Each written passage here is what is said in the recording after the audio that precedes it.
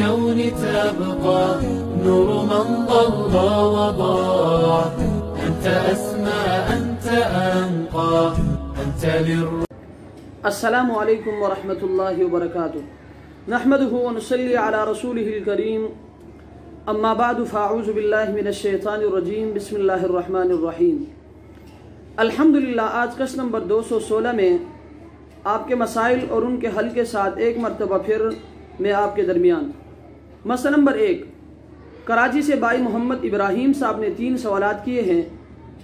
उनका पहला सवाल ये है कि कुर्बानी के निसाब में किन चीज़ों का हिसाब लगाया जाता है। तो मसला ये है कि कुर्बानी के निसाब में 5 चीज़ों का हिसाब लगाया जाता है।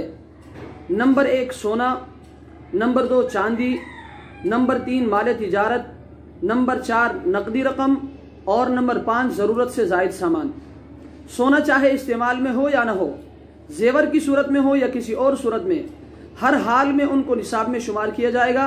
अगर उनकी कीमत 52.5 तोला चांदी की कीमत के बराबर या ज़्यादा है तो ये शख्स साहिब निसाब हैं और उस पर कुर्बानी करना वाजिब है।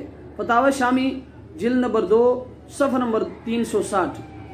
उनका दूसरा सवाल ये है कि कुर्बानी करने का सही तरीक़ा क्या है।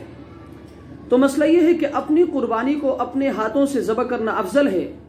हाँ, अगर कोई शख्स खुद कुर्बानी करना और ज़बह करना नहीं जानता तो दूसरे से भी ज़बह करा सकता है, मगर ज़बह के वक्त खुद वहाँ हाजिर रहना ज़्यादा अफजल है।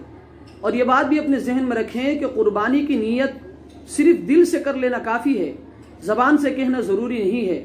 अलबत्ता ज़बह करते वक्त बिस्मिल्लाह अल्लाहु अकबर कहना ज़रूरी है।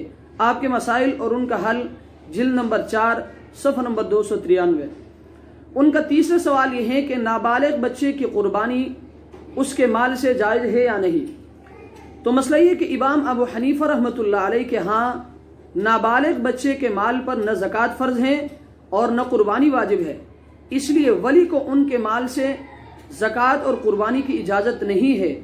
अलबत्ता उनके माल से उनकी तरफ से सदक़े फ़ितर अदा करे और उनकी दीगर ज़रूरियात पर भी खर्च करे।